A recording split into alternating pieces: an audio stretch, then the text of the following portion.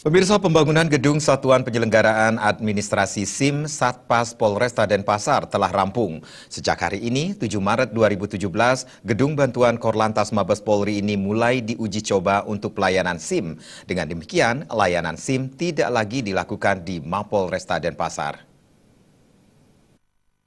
Banyak warga belum mengetahui pindahnya layanan permohonan SIM dari Mapolresta ke Gedung Satpas di Jalan Gunung Guntur, Denpasar Barat. Gedung tersebut terdiri dari 2 lantai. Lantai pertama diperuntukkan bagi proses permohonan SIM, baik baru dan memperpanjang, serta menggelar ujian teori SIM. Sementara lantai 2 digunakan untuk kanit SIM, staf, dan ruang rapat. Selain itu, bagian belakang bangunan terdapat bangunan untuk produksi SIM dan ujian praktek. Kasat Lantas Polresta Denpasar Kompol Heri Supriawan di sela-sela memantau uji coba tersebut mengatakan pelayanan SIM di gedung Satpas baru itu dibuka mulai 7 Maret 2017.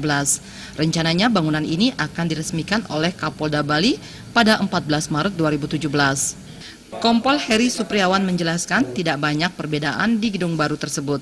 Pihaknya tetap memberikan pelayanan sesuai SOP dan mekanisme SIM. Sambil uji coba, pihaknya mensosialisasikan dan mengevaluasi kekurangan-kekurangan. Jika ada kekurangan, pihaknya secepatnya melengkapi. Setelah pindah dari kantor lama, mungkin masih banyak hal perlu ditata dan dibenahi.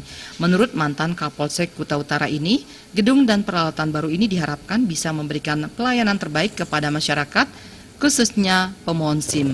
Mantan Kasat Lantas Polres Jemberana ini mengakui banyak anggota masyarakat belum mengetahui perpindahan ini.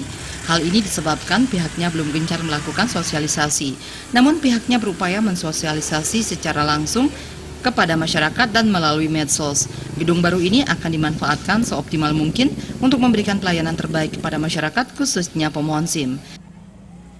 Biro Bali Pos melapor.